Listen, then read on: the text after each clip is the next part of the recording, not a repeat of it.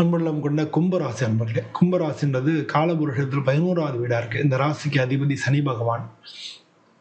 இப்ப இந்த ராசியில வந்து ராகு இருக்கார், 7ல கேது இருக்கு.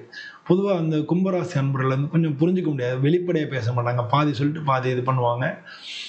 ஆனா நல்ல எல்லாருக்கும் ஹெல்ப் பண்ற மனோபாவம் உண்டு. ஆனா என்ன அப்படின்னா, தான் தான் உயர்ந்தா மாதிரியும் மத்தவங்க தாழ்ந்தா மாதிரியும் நினைக்கக்கூடிய ஒரு தன்மை உண்டு. அதை மட்டும் மாத்திக்கிட்டாங்கன்னா ரொம்ப ரொம்ப நல்லது. இவங்களுக்கு இந்த ஆகஸ்ட் மாசம் எப்படி இருக்கு அப்படின்னு சொல்லி பார்க்க போறோம். இந்த ஆகஸ்ட் மாசம் இவங்களுக்கு கலவையான பலன்கள் தரும். ஏன் இந்த மாதிரி சொல்றேன் அப்படின்னா, அவங்களுக்கு ஜென்மத்துல ராகு, 2ல வந்து சனி பகவான் இருக்காரு, ஒரு வக்ரமா இருக்காரு. ஆனா உங்களுக்கு குரு பார்வை இருக்கு, இப்போ ஒரு பாசிட்டிவ். ஸோ அதனால வந்து இது உங்களுக்கு இப்படி இருந்தா கூட கலவையான பலன்கள் ஏற்படும். மாசத்தோட ஆரம்பத்துல முதல்ல நல்ல விரைவான வளர்ச்சி ஏற்படும். 2ல வந்து சூரியன் 7வது வீட்டுல இருக்கிறதுனால வீட்டுல குடும்பத்துல 7ல சூரியனும் கேதுவும் சேர்ந்திருக்காங்க. ஆனா குடும்ப சம்பந்தமான விஷயங்களான பிரச்சனைகள் வரலாம், வாக்குவாதங்கள் வரலாம். அதனால வந்து 2வது பாதியை காட்டின முதல் பாதி நல்லா சூப்பரா இருக்கும். செவ்வாய் வந்து உங்களுக்கு 8வது வீட்டுல இருக்காரு. உங்களுக்கு வந்து 3வது வீட்டுக்கும் உங்களுக்கு 9வது வீட்டுக்கும் அதிபதி. அவர் வந்து சரி 10, 11, 12 அவன் 10 தொழில் ஸ்தானத்துக்கு அதிபதி. தொழில் ஸ்தானத்துக்கு அதிபதியா இருக்கக்கூடிய செவ்வாய் அவர் வந்து 8ல் இருக்கார். அதனால வந்து தொழில் ரீதியா பிரச்சனைகள் இருக்கலாம். பணம், பணவரவு, உடல் நலம் இதுல வந்து பிரச்சனைகள் ஏற்படுறதுக்கு வாய்ப்புகள் இருக்கு. உங்களோட முயற்சிகள் குறையறதுக்கு, சோர்வு ஏற்படுறதுக்கான வாய்ப்புகள் இருக்கு. அதனால வந்து புதன் வந்து உங்களுக்கு நல்லா இருக்கிறதுன்றது 6ல இருக்காரு. அதனால எல்லா எதிர்ப்புகளையும் எல்லா தடைகளையும் தாண்டி நீங்க முன்னேற்றம் அடையறதுக்கான வாய்ப்புகள் மிக மிக அதிகமா இருக்கு. குரு பார்வைன்றது இன்னொரு ஒரு ப்ளஸ் பாயிண்ட். அது வந்து வாழ்க்கை நம்பிக்கை, எல்லாத்தையும் உங்க முயற்சிகள்ல ஒரு நல்ல இது புத்திசாலித்தனம், இன்னொருத்தங்களால உதவி கிடைக்கிறது, இது மாதிரி குரு பார்வை வந்து பல வகைகள்ல உங்க முன்னேற்றத்திற்கு உறுதுணையா இருக்கும். பொதுவாக வந்து வேலை வந்து அதிகமா இருக்கும். வேலை அதிகமா இருக்கிறதுனால மனசோர்வு இருக்கணும், ஏதானும் என்னால முடியாது அப்படின்ற மாதிரி பிடிவாதம் வரலாம். ஆனா உங்களுடைய வேலைகள் வந்து கொஞ்சம் பிளான் பண்ணி பண்ணீங்கன்னா நிச்சயமா வந்து வெற்றி கிடைக்கும். வியாபாரத்துல, தொழில்ல புதிய முதலீடுகள் எதுவும் பண்ண வேண்டாம். புத்திசாலித்தனமா நீங்க யூஸ் பண்ணணும். யூஸ் பண்ணீங்கன்னா நிச்சயம் இந்த முன்னேற்றம் உண்டு. குடும்பத்துல வந்து உணர்ச்சி வசப்பட வேணாம். ஏன்னா வந்து சின்ன சின்ன புனர்பாடு ராகுக்கு இது இருக்குன்றதை புரிஞ்சுங்க. சனி வேற குடும்பஸ்தானத்துல வக்ரமா இருக்கா, அதையும் புரிஞ்சுங்க. அதனால அந்த குடும்பத்துல பிரச்சனைகள் இருக்கிறதுக்கு வாய்ப்புகள் அதிகம். ஆனா நீங்க அதை நிதானமா ஹேண்டில் பண்ணணும். பொறுமை அவசியம். ஏற்கனவே வந்து ஆனா ஏற்கனவே இருந்த குடும்ப சம்பந்தமான உங்க ஃபேமிலி மேட்டர்ஸ் இருக்கு இல்லையா, கணவன் மனைவி உறவுல உறவினர்கள் சம்பந்தமான விஷயங்கள் வந்து பழைய பிரச்சனைகள் இருந்தாலும் தீர்றதுக்கான வாய்ப்புகள் நிறைய இருக்கு. பொதுவாக வந்து மாணவர்களுக்கு வந்து நல்ல வெற்றி கிடைக்கும். அவங்களுக்கு முயற்சி மட்டும் இருந்தால், ஏன்னா குரு பார்வை இருக்கு, நல்ல புத்திசாலித்தனம் இருக்கும், நல்லா வந்து வெற்றி அடைகிறதுக்கான வாய்ப்புகள் நிறையா இருக்குது. நீங்கள் வந்து ஏதாவது தேர்வுகள் இருந்தது அதெல்லாம் எழுதுறீங்க, இன்டர்வியூ போகிறீங்க, எல்லாத்துலேயும் ஜெயிக்கலாம். அது மாதிரி வந்து கல்யாண விஷயங்கள்ல உங்களுக்கு கொஞ்சம் டிலே ஆகலாம், ஒரு சில கான்ஃப்ளிக்ஸ் வரலாம். கல்யாண சம்பந்தமான பேச்சுவார்த்தையில் பொறுமை நிதானமும் அவசியம்.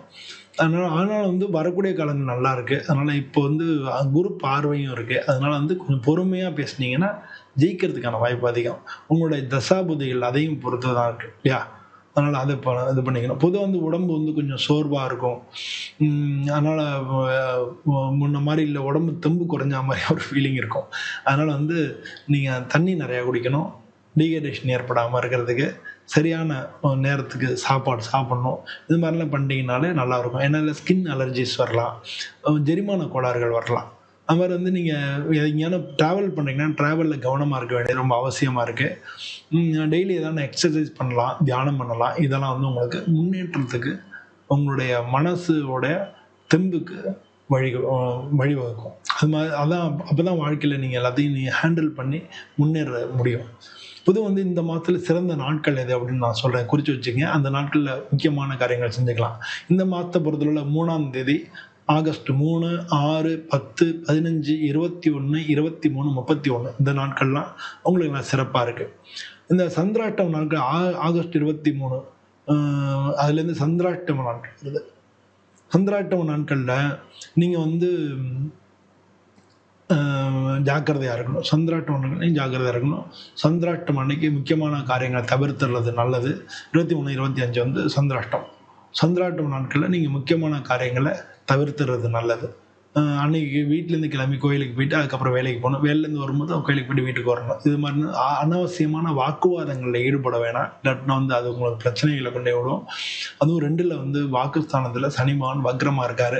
ஆனால் வாக்குஸ்தானாதிபதியோட பார்வை இருக்குது அப்படின்னா கூட நம்ம பொதுவாக சந்திராஷ்டம நாட்களில் நம்ம இது மாதிரி முக்கியமான காரியங்களை தவிர்த்துறது, முக்கியமான வாக்குவாதங்களில் கலந்துக்காமல் கொஞ்சம் அமைதியாக இருக்கிறது, சாமி ஆன்மீக காரியங்களில் ஈடுபாடு பண்ணுறது, இது ரொம்ப ரொம்ப நல்லது.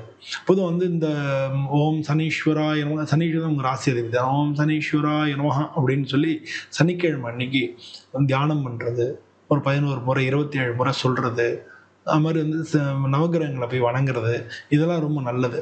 பொதுவாக இந்த காலகட்டத்தில் முடிஞ்சுன்னா சண்டி ஹோமம் பண்ணலாம். சண்டி ஹோமம் பண்ணிங்கன்னா ரொம்ப, ஆனால் அதை ஏழையாக இருக்கிறவங்க அவங்களுக்கெல்லாம் உணவு வழங்கலாம். அவங்களுக்கெல்லாம் ஆதரவு இல்லாதவங்களுக்கெல்லாம் நீங்கள் உணவு அன்னதானம் பண்ணலாம். அது ரொம்ப நல்ல பலனை கொடுக்கும். குலதெய்வ வழிபாடு இதெல்லாம் உங்களுக்கு நல்ல முன்னேற்றத்தை நோக்கி போகிறதுக்கு நல்ல சக்தியை கொடுக்கும். இதெல்லாம் நம்ம கொடுக்கும். ஆனால் நீங்கள் அங்கே போய் இதெல்லாம் செய்கிறேன் எனக்கு அது செய்ய அப்படின்ற மாதிரி வியாபாரம் மாதிரி பேச வேணாம். மனசு ஈடுபாட்டோட முழுமையாக செய்யுங்க. அப்போ உங்கள்கிட்ட இருக்கிற சக்தியே உங்களுக்கு மிகப்பெரிய அளவில் உதவி வரும். சாமியோடைய சக்தியும் உங்களுக்கு துணை வரும். அப்போ இன்னொருத்தருடைய உதவியும் உங்களுக்கு கிடைக்கும்.